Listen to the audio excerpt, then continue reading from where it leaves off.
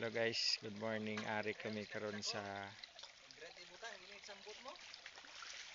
input sa ang amon nga ram pump which is spring water siya.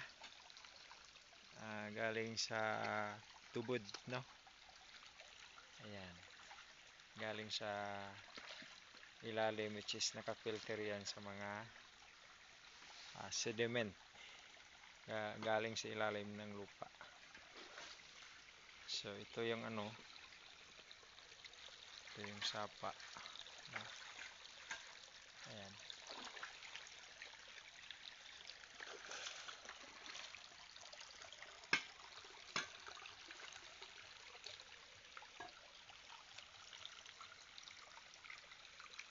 Kaya ito naman yung malinis na pinagkukunan namin ng tubig. Ayan, nakikita nyo guys, malakas yung tubig mula sa bukal. Yan ang isa na backup pipe namin.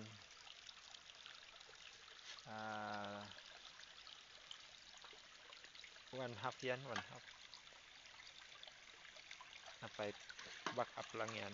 Kaso na pag nagka patas-patas yung intake sa ram pump, no? Which is nandun yan bumabagsak sa pinaka-catch tank. O yung catch tank na gawa sa drum na plastic.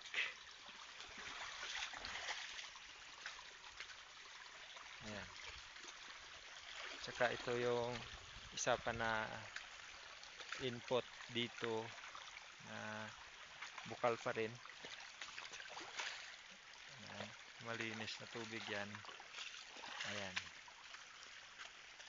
Iyan ang isa galing doon kanina. Tsaka ito yung pangalawa na intake.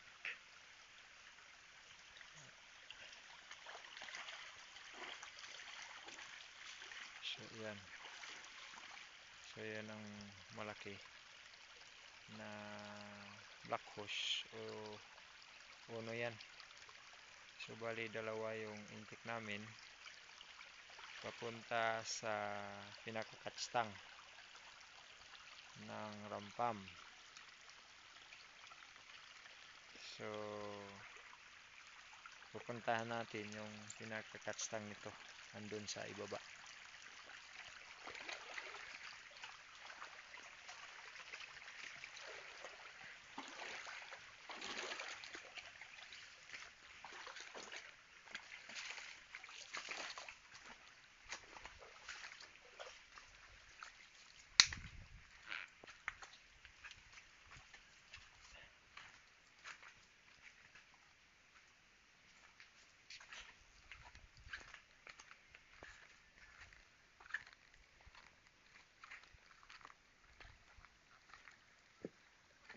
So malayo to yung catch tank namin. Siguro mga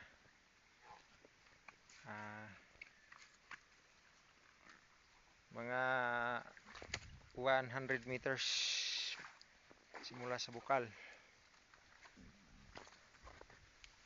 Ito yung palayan ni tatay. Ayan, tatay Morito. So let's go yun sa papunta sa catch tank. Ayan.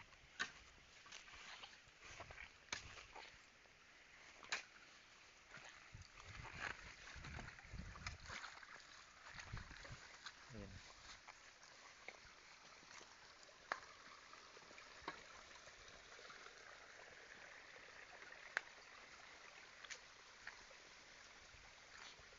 Yun, malapit na kayo kami sa pinaka-catch tank. Ayan, ito yung catch tank namin simula doon pinanggalingan ng bukal. Ito yung nasabi ko kanina na pinaka-catch tank.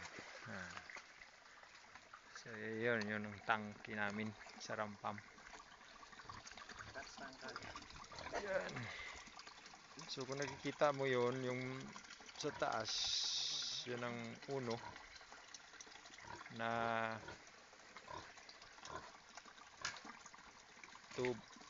black hose galing doon sa second input namin na bukal.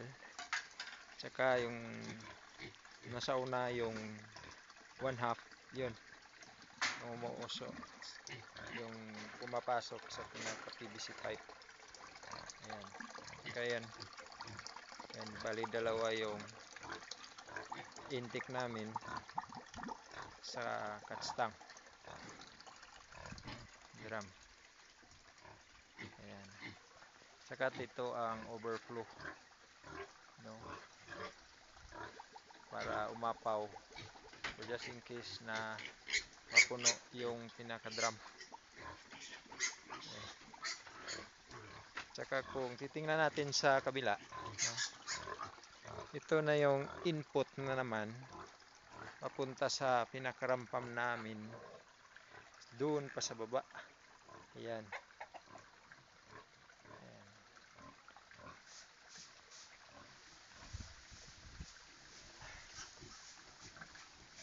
So, simula dito sa pinaka-catch-tank, siguro it takes mga 10 feet yung aakyatin ng tubig papunta doon sa taas.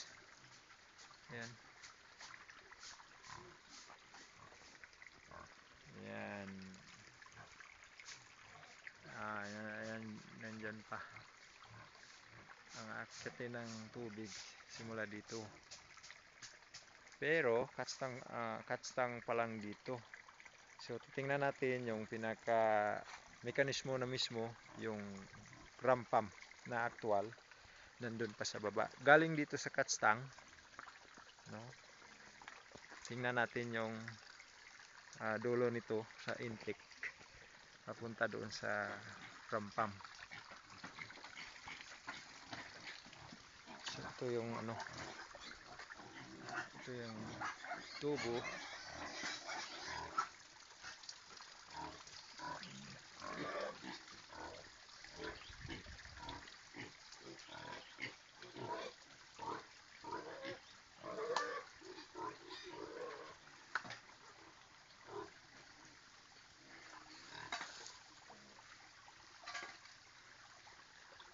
Yan, dumadaan sa ilalim papunta doon, no? Uno to na drive pipe, no? Na gawa sa black hose, no? Polymer na black hose. Yan, papunta sa baba. Yan, tingnan natin pababa pa yan. Siguro simula dito sa pinaka-catch tank, ang intake ng drive pipe namin siguro mga 60 meters, no? Pababa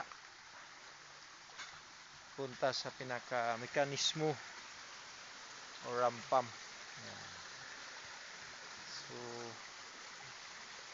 okay, pababa tayo, hindi tayo pwede makadaan dyan dito sa baba. Makadaan dyan. Ayan.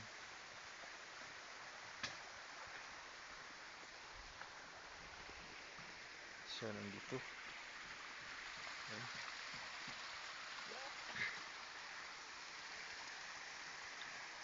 Ayan.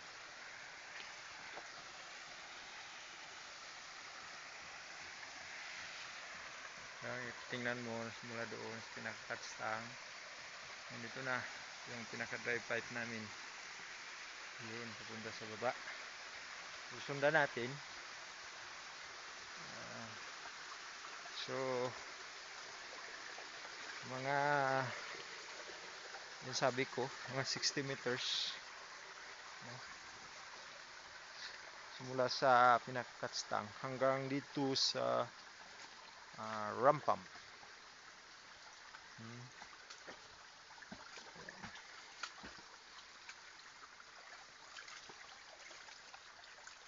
Yan. Kung nakikita nyo, nagbabibrate yan. Yan. So, ibig sabihin, gumagana yung rampam. Yan.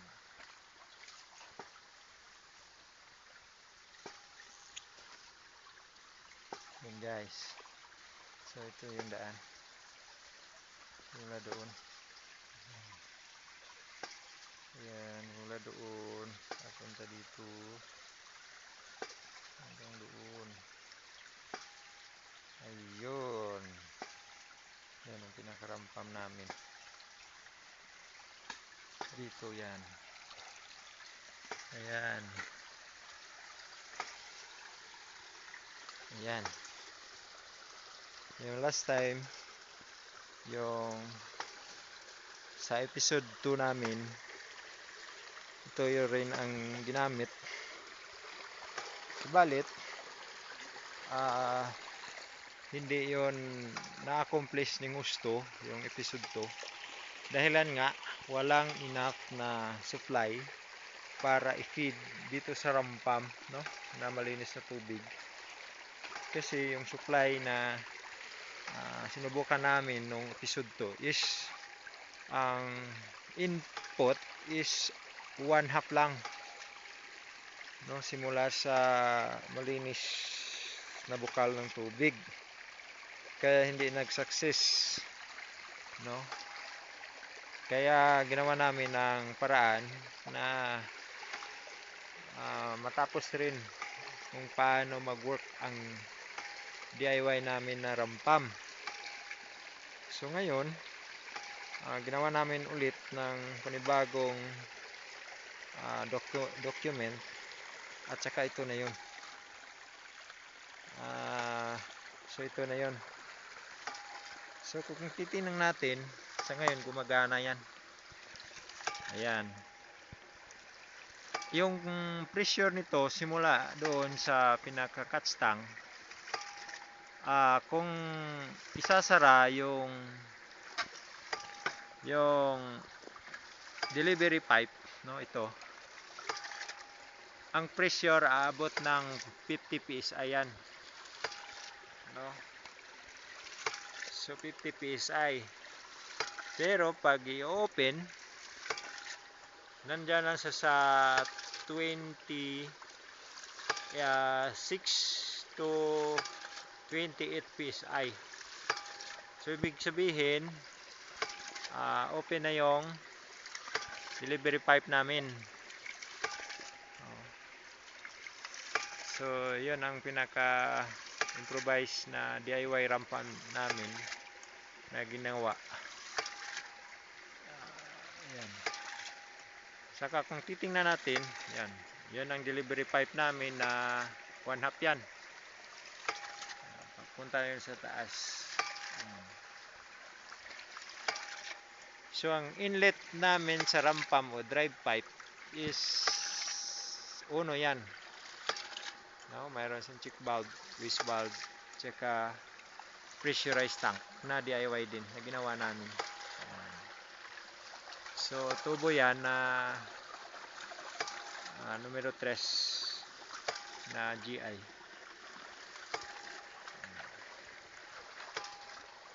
So titingnan natin ngayon.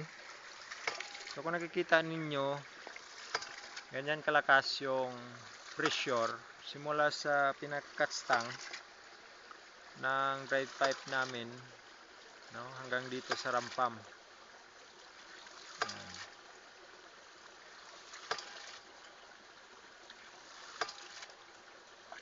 So bawat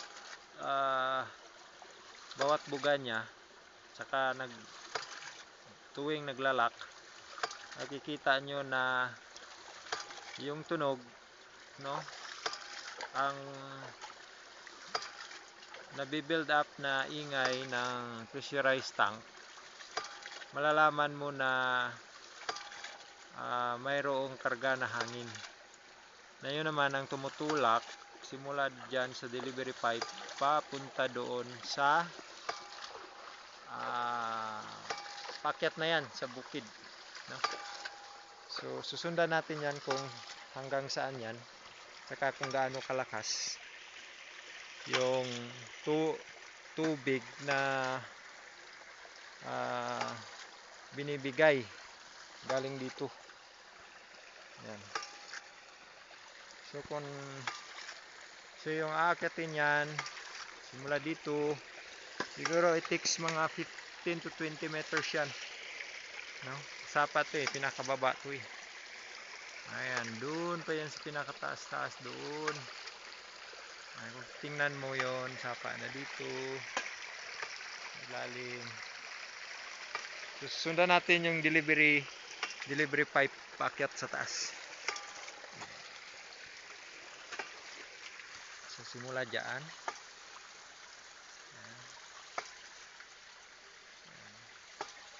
akyat yan, balik na tayo sa taas kung saan pumunta yung delivery pipe.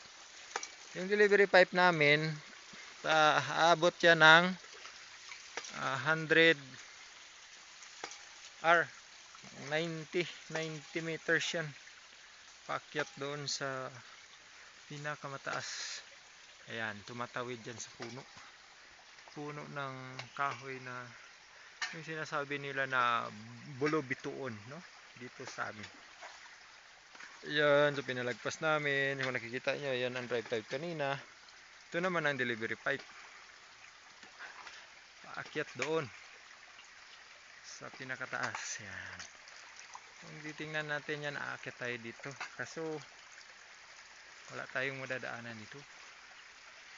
Kasi tumawid yan sa ano. Ayan, nakita nyo yan. Hindi tayo makakadaan dyan.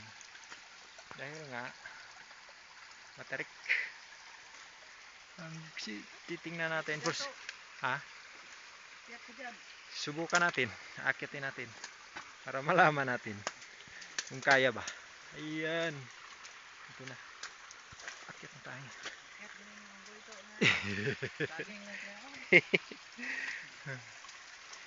Yun na yung sinasabi ko. Ito na yung sinasabi ko, guys. Hirap. Mahirap tiro dumaan. Kaya nga namin kinakain. Tulak mo yung puwet ko. Wakik. Ayan. Magkakita tayo sa taas. Yan. Ayan. Yan, guys. Yung nakita namin, no. Napakalalim. Yan. Yan si buddy ko.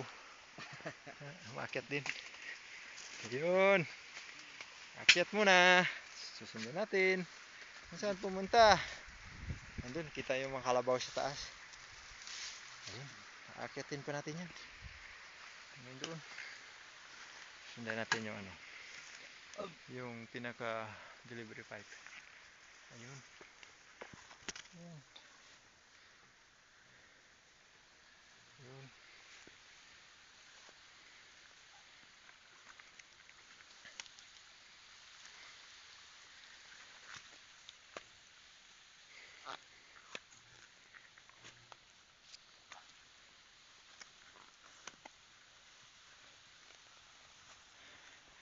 So guys, kung nakikita nyo, nandun sa pinakababa yun.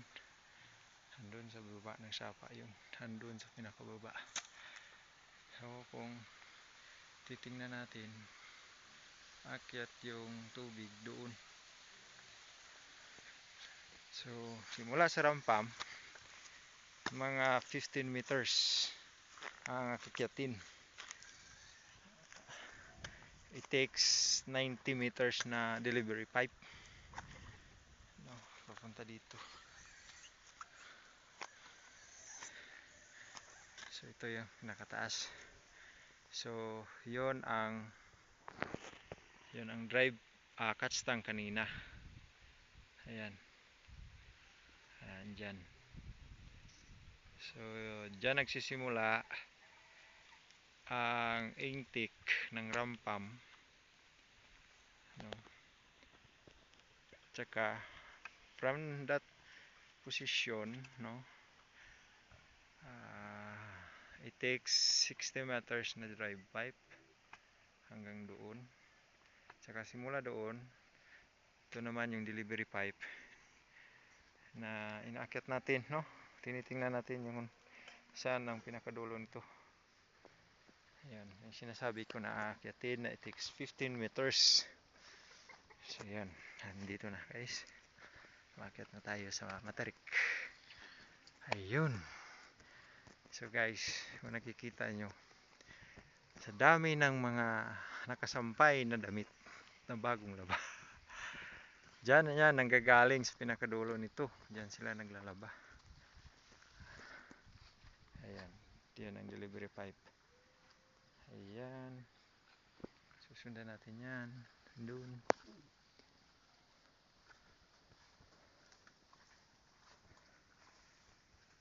Ayan. Titingnan natin kung gaano kalakas yung bigay na tubig simula doon. Yan. Ito na yun.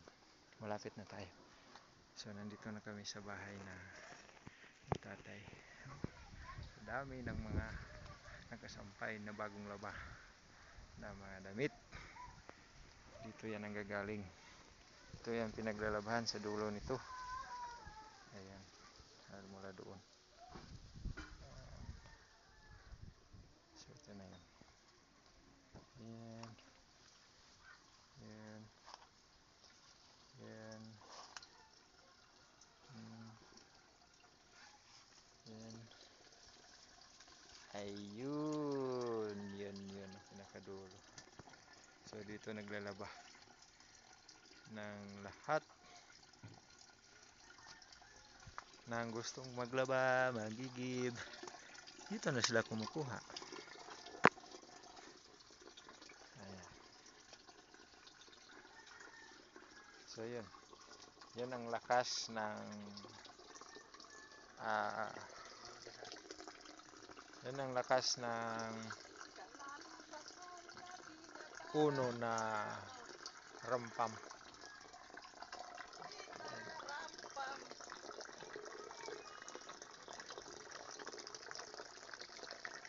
So yun. So it takes a 3 liters in 1 minute. So ganyan kalakas ang tubig.